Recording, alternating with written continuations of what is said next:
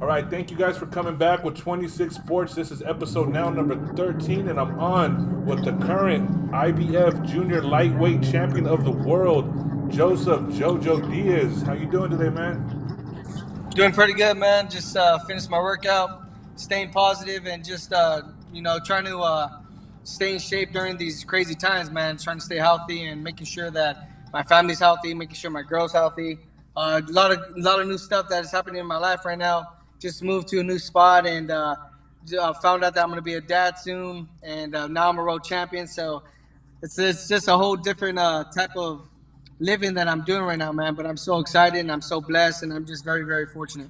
Yeah, man. Speaking about that, man, congratulations on becoming a dad, man. I have a little girl, so it's an awesome feeling, man. Especially knowing you're going to be a father. Um, and just thinking of that though, the year how it's been for a lot of people, it's been a down year for you. You became a world champ. Then a few months later, you find out you're going to be a father, man. How's that actually been? As comparison to everything else that's been going on, you've actually had some really good blessings this year for you. Yeah, man. You know what? 2020 has been a really, really crazy year, but like I said, I'm just extremely blessed that everything's falling into place in my life. I'm healthy. All my family's healthy. My girl's healthy, and becoming a champion, a long time dream and a long time goal that I wanted to achieve ever since I was a little kid has finally, manifested, and I was able to accomplish that long term dream back in January. So that was very, very relieving for myself. Not only that I was able to accomplish it for myself, but I accomplished it for my families and for everybody that believed in me and still had hope in me, because I had a lot of doubters, man. I had a lot of doubters that a lot of naysayers, a lot of people that already counted me out and didn't believe in me and thought that I was gonna, never become champion. But through all the adversity, I kept hope, I kept faith, and I kept on believing. And here I am today, man, the world champion. And now I'm the eighth side, and I got a good back, and I got people that are supporting me. So I feel like sky's the limit now. Yeah, and speaking of that, man, I told a lot of people going into that fight with Tevin. I spoke to you before you fought Russell. I spoke to you before the other fight. Can't think of his name right now. Where I believe you had just barely missed weight. But going into the Tevin fight, when I spoke to you, like your Yeah, whole Jesus Rojas. yeah, there you go, Rojas. When I spoke to you before Tevin, your whole demeanor, the way you talked, the way you were speaking, everything was different. Like I could just see it and I could hear it in your voice that it was like I felt from when I first saw or from talking to you that first time that you were in a different state of mind, that it was not going to be like what happened in the other fights, and I believe that you were going to win, and then yeah, you came out on top, and against a fighter that's very hard to look good against, you looked amazing, and especially with that cut, I mean, you really dominated the fight. Um, what was it in camp, and what did you learn from those other fights? The setback with Russell, and then the fight against Rojas that led you into that Tevin fight where you just knew you had it. Hold on. Seem to be cutting in and out.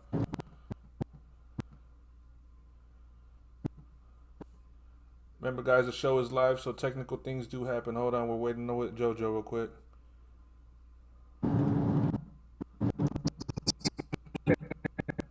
Hold on. You're like cutting in and out.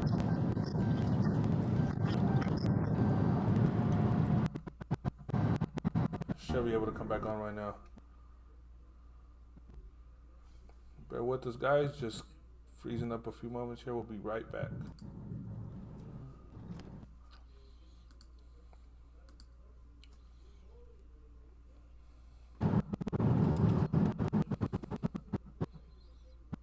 Hold on, JoJo. You coming in clear? Let me see. Mike. Hold on. Yeah. I see you and I hear you. It's just it's like cutting out on the camera on your side. It's Oh catching shit. up Okay, now. my bad. No, it's cool. I think it's catching up right now. There we go. Okay. We're good. Better. Yeah.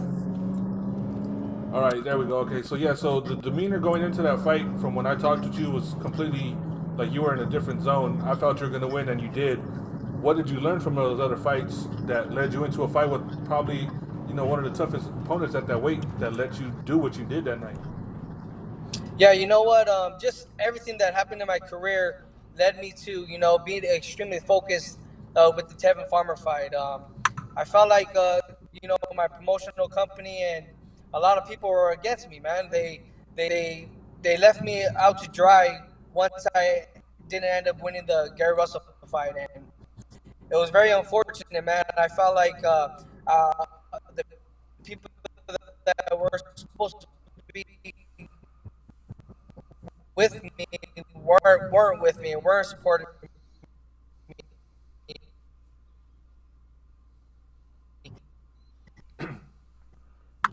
Hold on, it's going again. There you go.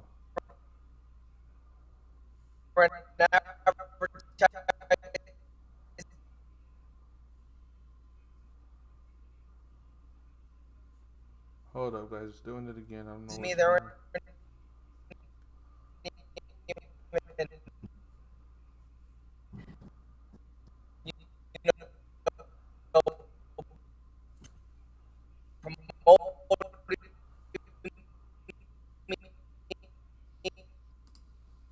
me.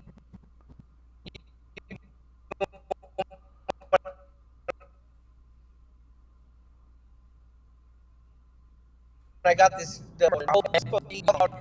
I bought in my boy Tremaine Williams, and I bought in Chop Chop to give me that lefty work, that slick lefty work, and we had a very very good camp.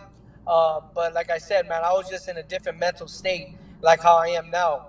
I'm in a mental state now where I feel like it's me against the world. It's me against the world, and I just gotta continue on just having that mentality because, like at the end of the day, boxing is a tough sport and it's a crew sport. There's a lot of people that say they're with you, but they're not with you truly. So you just gotta always just work hard and just believe in yourself, and that's what I'm doing now. I'm believing in myself, and I'm working hard, and I'm trusting uh, myself. I'm trusting my dad, my coach, and I'm trusting my management team to guide me into the right direction. And fortunately, now that I am the A side, everything is falling into place, man. And I'm gonna get what's right, and I'm gonna get what's mine, man. Because throughout the years, there was a lot of petty shit that I was dealing with that I don't want to expose.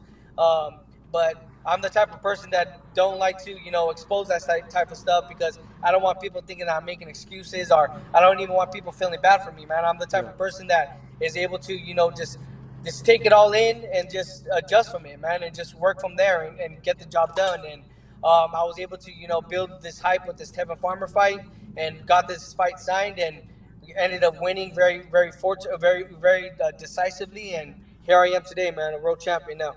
Yeah, and you definitely earned it, man. As I said, you went through. I mean, two tough fights. You were a fighter that was calling out Gary Russell for a while before you got that fight. Nobody else was doing that. Everybody else was like, yeah, he fights once a year, but you were actively looking for that fight. You performed well in the fight. It just didn't go your way, but as I said, you learned from it. Now with the Tevin fight, I mean, again, you looked amazing, and then especially with that cut, I thought they were going to stop the fight early. Your cut man did a great job to not let it get worse. Now, what's going on here? Because we hear him running, talking and saying all these things. Is there going to be a rematch, or are you going with the mandatory, or what's going on at the moment? No, not right now. Right now, there's not going to be a rematch. Right now, my main focus is fighting the mandatory. Um, if the money's right and if they really want me to fight Tevin Farmer again, both Golden Boy Promotions and Lou DiBella and Tevin Farmer's team, then the money has to be right now, man. Like I said, I worked hard to be in the spot that I'm in now. So now I deserve to get I need what I deserve to get what I what I know that I need to get, and I Yeah. know what I need to, what I deserve. So if the money ain't right, we're not gonna farmer. Not gonna myself personally and business wise, but also for my future and for my legacy. I want to give these fight fans the best fights and the biggest fights possible. And with that being said, with the rematch with Tevin Farmer, the money has to be right with the Tevin Farmer because I feel like it's going to be the exact same outcome as it was the first time, maybe even worse, due to I'm not going to get cut like that again, and my body's 100% now, so it's going to be even worse for Tevin Farmer. I feel like there's nothing that he could do that will make him become victorious over me. Now I'm on a whole different level, and I'm on a whole different mindset. So, like I said, if they want me to get this rematch, then the money got to be right. But if the money ain't right,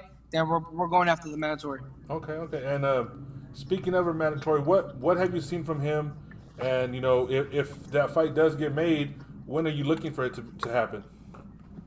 The mandatory, he's a very tough fighter, man. He's been mandatory for quite a while. Um, he's a 15-0. He's a Russian dude. He's lefty. He's pretty big, and he just keeps on coming, man. He has a lot of power. He's 15-0 with 13 KOs, and he applies a lot of pressure. But like I said before, man, I've seen many styles in my professional career where I'm be able to adjust and come out victorious. But it's the type of fight that definitely being in for fight fans, given the fact that he is an aggressive type of fighter.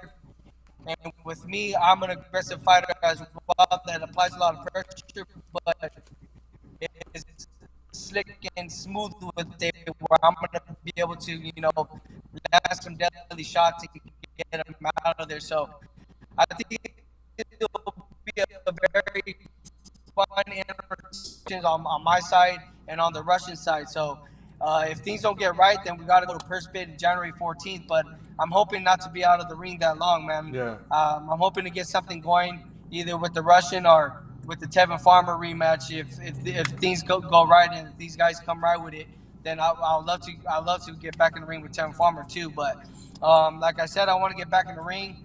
Hopefully, I do. But the first bid deadline is January 14th. So if anything, if all else fails and if everything goes, the worst as planned, then I'm gonna have to wait till January 14th to the deadline, and then we'll go from there and find the date then. Okay, okay. And as you said, you don't want to wait that long, but you don't want to be cut short either. So definitely understand that. Now we'll go into this a little bit more with personal life now. Of course, with that virus going around, and it's slowed everything down. How have you been dealing with it? As you said, you moved and you've done some other things, but besides that, how has it affected you in your personal life? Shutting everything down after you gained such big momentum for your win. Yeah, I mean, it affected me a lot, man. It affected me a lot. I was supposed to get back in the ring back in May, and I was supposed to have two more fights after that at the end of this year, man. So it affected me a lot. But at the end of the day, man, I can't control what's happening in this world. So I just got to make sure that I'm staying healthy. I'm keeping all the precautions and making sure that my girlfriend and my baby is healthy and my family's healthy. So I'm just trying to adjust out here, man. Trying to adjust. Still working out every day. Still keeping the same momentum. Still keeping the same mentality as far as being that champion mentality. Working out every day and staying in shape. But I'm still being as healthy as possible, man. Making sure that I'm not getting sick. Making sure my girl's not getting sick. Making sure my family's not getting sick, man. Because shit's a deadly virus, Yeah. and I'm hoping that everybody else is staying, safe. And I'm sorry for the people that have lost loved ones due to this shit, man. It's very unfortunate, man. But we're living in some difficult times. But at the end of the day, it's all about just spreading positivity and spreading happiness through these dark times, because that's how a lot of people are gonna, and that's how people are gonna get through Yeah, yeah. It's tough times right now, and and push through this. yeah, yeah, definitely. And I mean, with what's going on, that's what it's what you got to do. You got to think positive in times like these, because it's something that we can't control. It's something that we can't just be like, oh, you know what, just do this and we're good. We're gonna handle it. I mean, we're dealing with some tough things right now that we've never seen before. So something we got to ride out. But as I've always told everybody, we're gonna get through it. We're gonna pass by, and then we'll be back like we always are.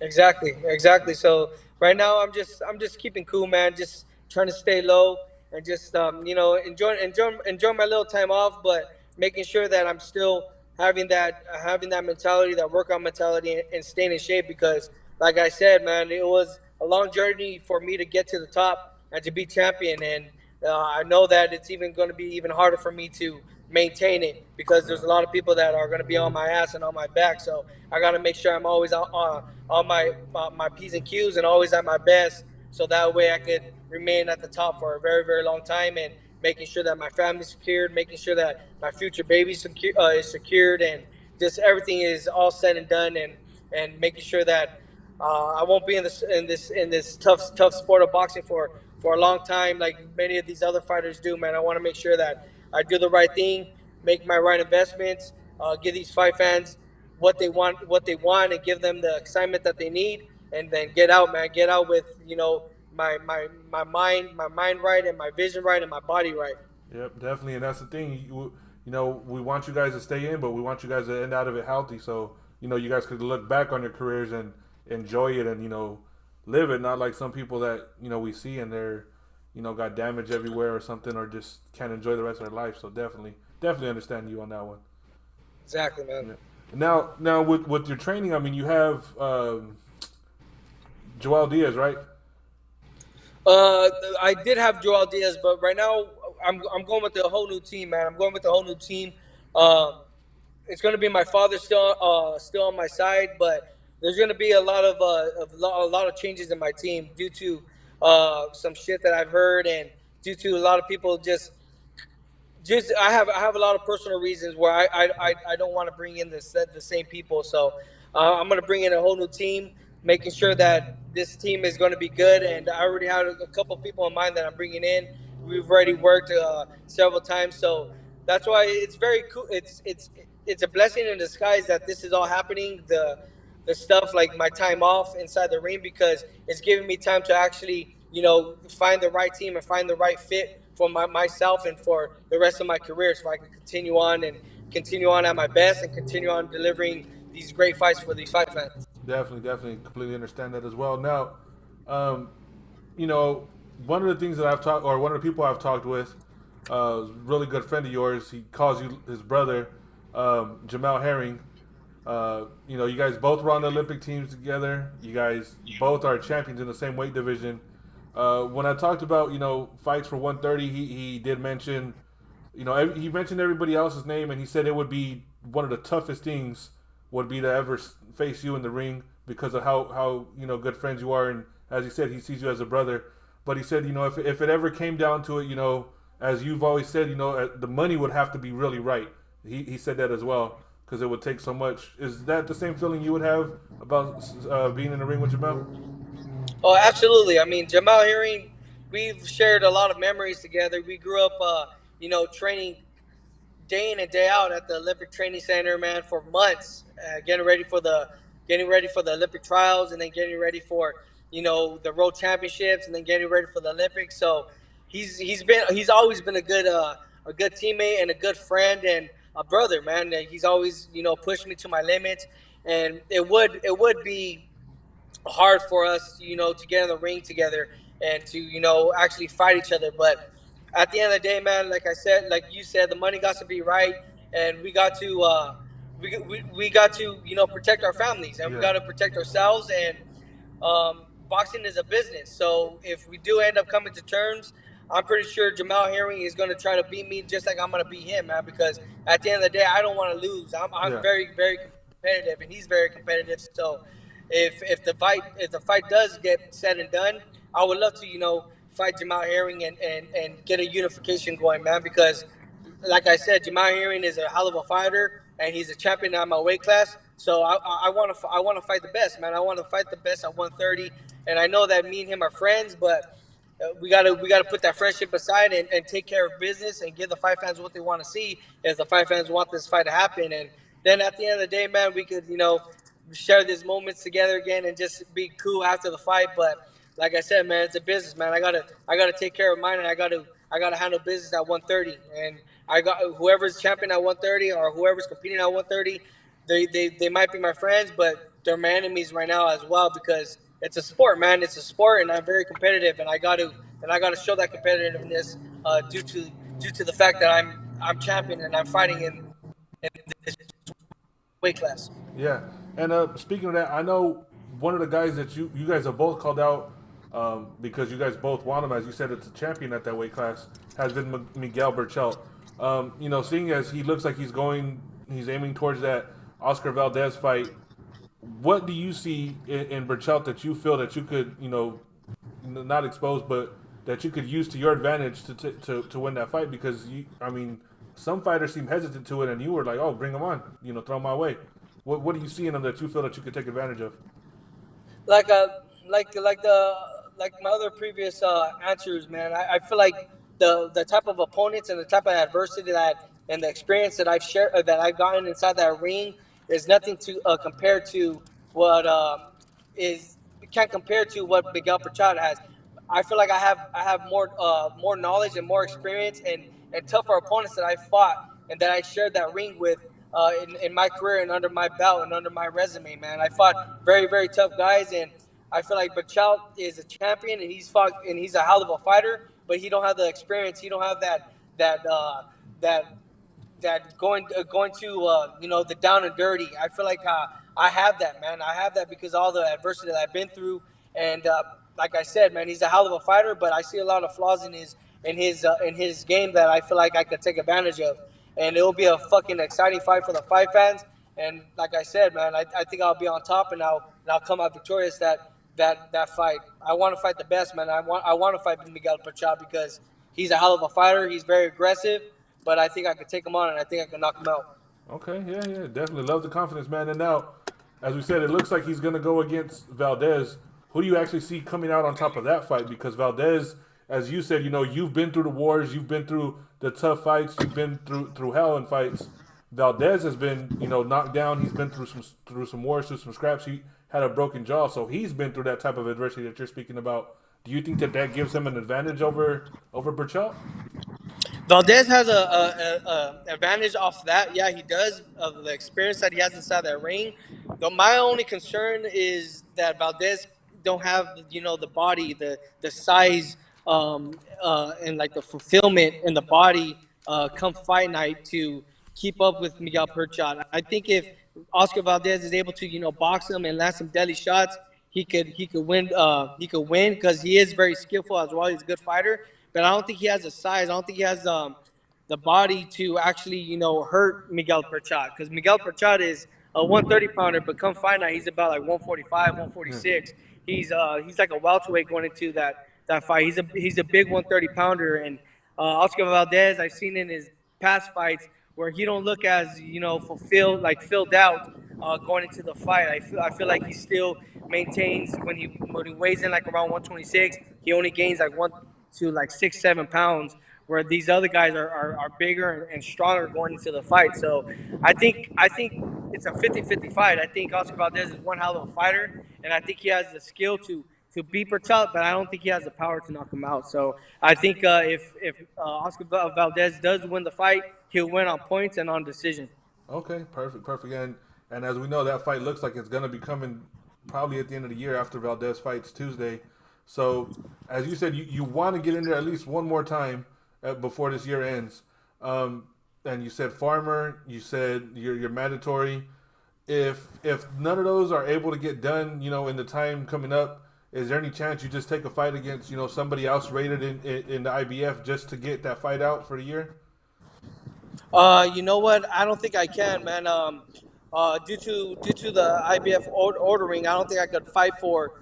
If I do fight, it'll probably be without the title. But I gotta go and talk to my management and see what's the best options for me, man. Because I gotta make the best decisions for myself and for my career. But I'm hoping that we get these fights finalized, man. I mean, if these motherfuckers want me to fight Tevin Farmer next for the rematch, and if they really want the rematch so bad, then come right, and then I'll give it to him, man. I'm not ducking Tevin Farmer. I'm not scared of him. I know that it'll be the same outcome as the first one, but these guys got to come right with it. But if they don't, then I just got to see and go from there. Talk to my management and hopefully get the mandatory of the Russian due before the actual purse bid deadline. So Yeah. I'm just praying and I'm just taking it day by day. Right now I'm very happy and I'm happy where I'm at. I'm enjoying some time with my family and just living day by day and just trusting my management and trusting that things are gonna fall into place. So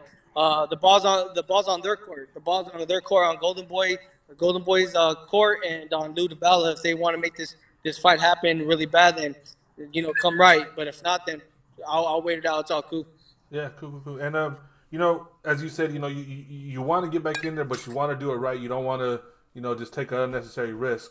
So as you sit back and you've seen some of the training, as you said, you're still training, you're still keeping yourself in shape.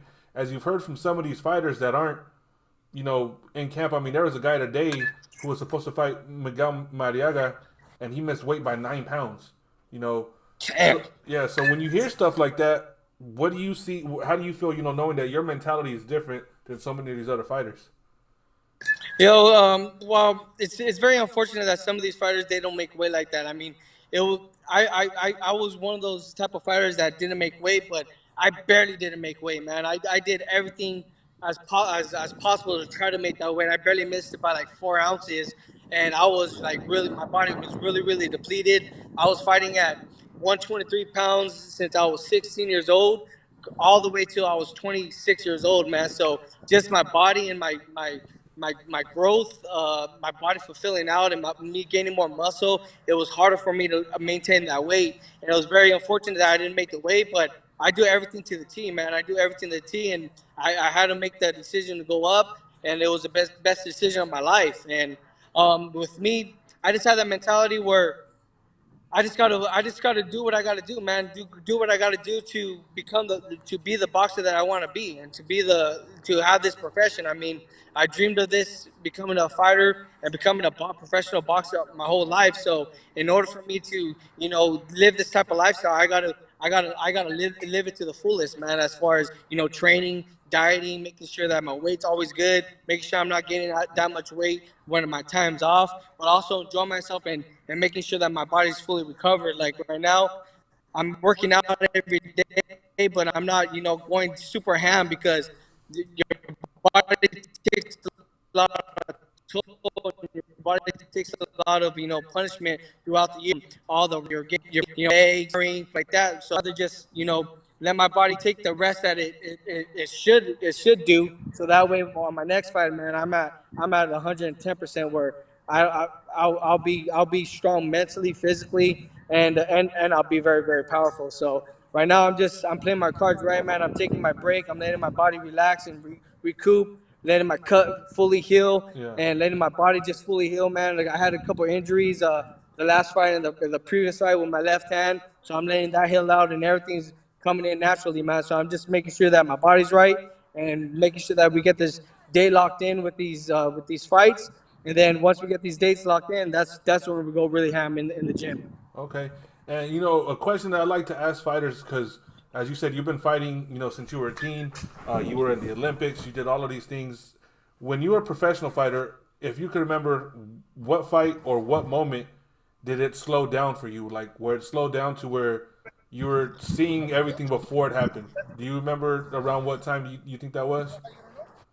I would say it would probably like around my. You're talking about my professional fights? Yeah, yeah. Yeah, I would say probably like after my Jason Velez fight. Like when I actually fought Jason Velez, I believe that was like in 2016. That's when I started like realizing like I could start seeing all the punches coming and start seeing like just everything actually me inside that ring, taking shots, knowing that I'm gonna get hit and rolling with them, and exactly like the combinations that I'm gonna land. So like I said, man, boxing is a very very tough sport, but the um, the experience that you get inside that ring, man, it's very very beneficial, man. So these fighters that fight guys just to knock them out, it's cool by getting that that social media exposure and getting that type of viewerships and stuff like that. But in the long run, man, it's not that good because when you go in there with an actual dog or an Yeah. actual live fighter, it's going to be hard for you to actually adjust because now these guys are throwing back. Now these guys are taking the shots that you're knocking out these bums with, and it's going to be confusing for you, and it's going to fuck you up like fuck you up mentally because you're going to be like, oh shit, like what am I going to do now? And it's going to make you lose. It's going to intimidate you, man. So that's why with me, I'd rather fight tough opponents. If I don't knock them out, I don't knock them out. But as long as I'm getting that ring generalship, and as long as I'm getting that experience inside that ring, that's the key, man, and that's the most important thing because now that I'm champion, man, I'm going to be fighting dogs and I'm going to be fighting elite fighters. So now that I already been in there with a lot of elite fighters and a lot of tough opponents, it's going to come naturally, man. Man, it's going to be hard for someone to defeat me because I've already been in there, man. I've been hurt. I have my punch, so it's all experience. And like I said, man, I feel like 130 pounds is my weight, and I'm going to be the king on it. All right, perfect, perfect. And you know, currently right now they do have you. Ring has you rated as the number two fighter, just right behind Burchell. But as we've said, I mean, it's the fighters you fought, and then the performance you put up against Tevin Farmer. Because according, you know, what he looked like going into that fight, he looked like probably the hardest fighter to look good against. He was making a lot of guys miss, and you went in there and put on an absolute show. Speaking of that cut, when you actually got that cut, you know, a lot of guys get cut and they you know, they freak out or something. You look like, oh, they're just blood. Let's go. What was your actual thought process though when you actually got it and realized how deep it was? Well, when I got that cut, man, I knew it was already pretty bad, so I didn't want to, freak myself out or scare myself. So I didn't even look like I glanced at it. And I was like, all right, man, it's pretty bad, but I'm not gonna pay no mind to it. And I just, started thinking about everything, man. Just started thinking about all the hard work that I've been doing, man.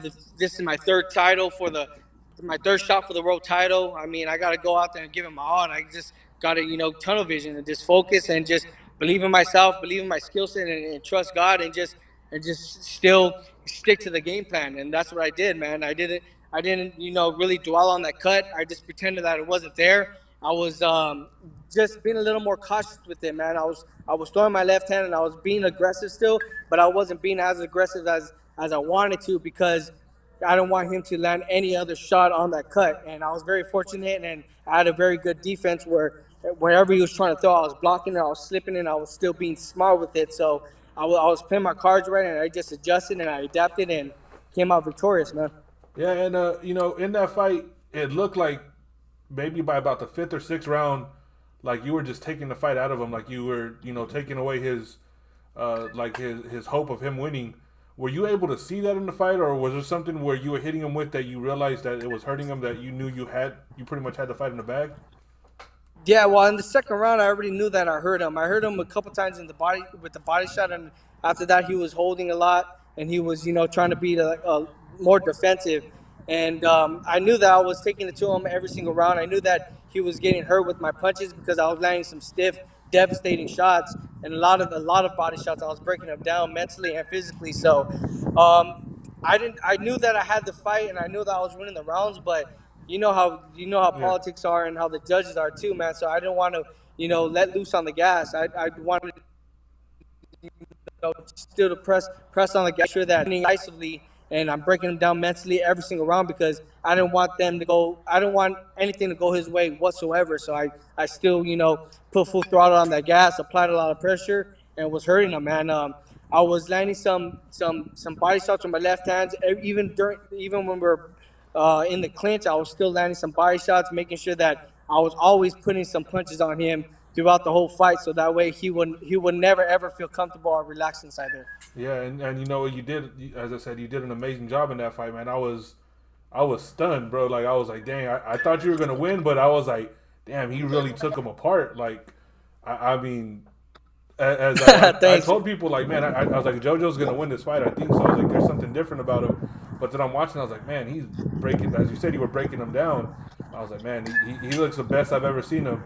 I Yeah, man. That's why I was like, man, if the cut wouldn't have happened, dude, and if I would have had my left hand fully, I think if the cut wouldn't have stopped, my left hand was still giving me some problems, but I was battling through it during training camp and stuff like that. So I was still able to land it hard during my camp. So if the cut wouldn't have happened, man, I would have stopped Tevin Farmer. That is like a given fact, man. Yeah, you were breaking him down. That body work was definitely slowing him down a lot. I mean, in the last few rounds, he was just like going against the ropes. Like it looked like he was just trying to see if he would catch you with something, and of course we haven't seen Farmer fight like that in years, so it was really surprising because yeah, you I, really broke him yeah, down. and what's bullshit too, man, that pisses me off is like the commentators. They weren't giving me, they weren't giving me any acknowledgement on what I was doing, man. They were like making excuses for Tevin Farmer the whole fucking fight, but it was my game plan. It was my strategy going into that made Tevin Farmer fight the way he did. Yeah, Nobody, I mean, you could see with Jonah Corral fight how Corral was actually applying pressure and landing some good shots on Tevin Farmer, but he wasn't as accurate and he wasn't, as smart with it, going with that pressure. But yeah, with me, I was accurate enough, and I was doing it. I was doing it with applied smart pressure, where I was able to, hurt him and keep him on his toes and keep him confused. And I feel like a lot of people are not giving me the acknowledgement or the respect that I deserve for that fight. But at the end of the day, it's all cool, man. We could run it back. We could run it back, and it's going to be the exact same outcome, maybe even worse. I'm not tripping about it. yeah, and again, yeah, there was some. Yeah, the commentary seemed a little off, but that night, social media. I mean, everybody was like, "Yo, JoJo is taking him to school," and even people that I've always seen that that were on Tevin Farmer's team, type of thing, his side, they were posting like, "You know what? I've never seen Tevin look like this. He looks bad. He looks like the fight's been taken out of him. This is JoJo's fight. Like they can't steal it." And as you said though, the politics in boxing this year seem to come in a little harder. I mean, we've seen some terrible judging in a few fights this year already. So yeah, but it was just one of those performances that you did where there was no way that they could give it to Tevin, and you definitely earned that victory that night. Thanks, Mike. Yeah, Appreciate you, bro. no problem, man. Yeah, and I would have, text you or called you and everything, but you had lost my number or something, bro. So I know. I got a new number, man. After I would say before the Tevin Farmer fight, I was like, man, you know what? I'm gonna start fresh with everything, man. I get a new number and everything, so I ended up getting a new number and all that. yeah, I think I had talked to you the month before the fight, and that's when I was just like, "Hey, bro, how you doing?" And you were like talking, and you were just like, "Oh man, I'm like you sounded like you're ready to fight that next day. You're like, I'm ready, bro. Whenever it comes up, I'm gonna I be was there." locked in, dude. Yeah, you were I was locked locked in. in. I was focused. Yeah, and that's why I had text you right after the fight. I was like, "Hey, bro, congrats. I'm happy for you." And I didn't get nothing back. I was like, "Oh, he's probably chilling or something." And then I'm like, "Man, where's this dude at?" And I was hitting you up, and then when you were like, "Hey, bro, what's up?" I was like, "Bro, I've been hitting you." So yeah, I was like, "Oh shit." I was like, "Okay." I was like, "That's cool, man." But I was like, "Hey, good thing we got back in touch, man." Because yeah, as I said, I've been watching you since the Olympics, and I've seen you grow, I've seen you progress, I've seen you get better and better up until now. You're a world champ, man. So it's for me, it's the things I tell people I like seeing. I watch every fight. I watch from amateurs all the way up because you never know who you're gonna see, and I've seen you grow to a world champ. The first fight that I ever covered in person was Andy Reese in a card in Lemoore, California, on this a little casino.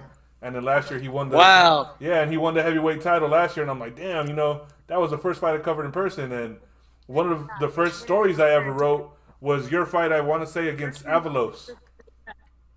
Oh, okay. Okay. Yeah, so that was one of the very first fights that I ever covered, like writing, and I was like, yo, this kid JoJo's bad. Like I've seen him grow, like he's getting good, and then you won a world title. I'm like, damn, see, I told you guys.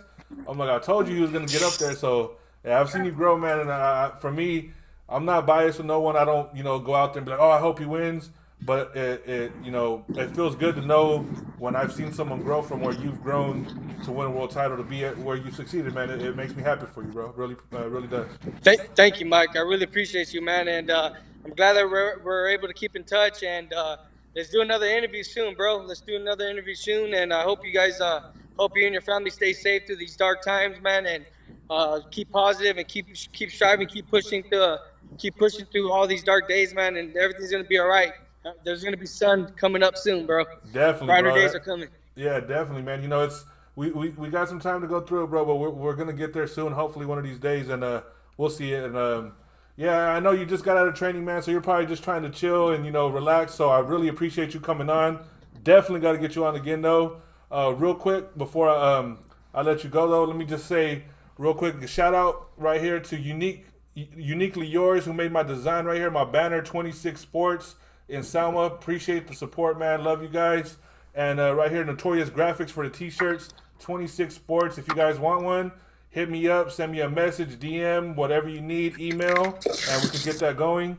And JoJo, man, let everybody know who's watching right now where they could follow you on any social media site or any way they could reach you. Yeah, for everybody following, I want to say thank you guys for all your support throughout the years, and thank you guys for watching this interview. Um, right now, I'm going to be doing some batting practice with my nephews and nieces. But if you guys want to follow me in my career, follow me on Instagram, Joseph Diaz Jr. On Twitter, Joseph Diaz Jr. I'm hardly on Facebook, so mostly on my Instagram, Joseph Diaz Jr. is where I'm active on, man. So if you guys want to follow my journey and follow my next fight and be in tune with it, then follow me, man. Appreciate all you guys' support. God bless you all, man. You guys be safe. Thank you. And again, guys, I want to thank you guys for tuning in. And thank you, JoJo, for coming on, man. Again, congrats on the baby, bro. Hope everything goes good for you. Hopefully, we see you back in the ring soon. And for everybody watching, we're definitely going to have JoJo back on as soon as we can. Again, this was episode 13 of 26 Sports. Appreciate you guys watching and tuning in. And JoJo, man, thank you again, bro. Later, Mike. You take care. Thank you. You too, man.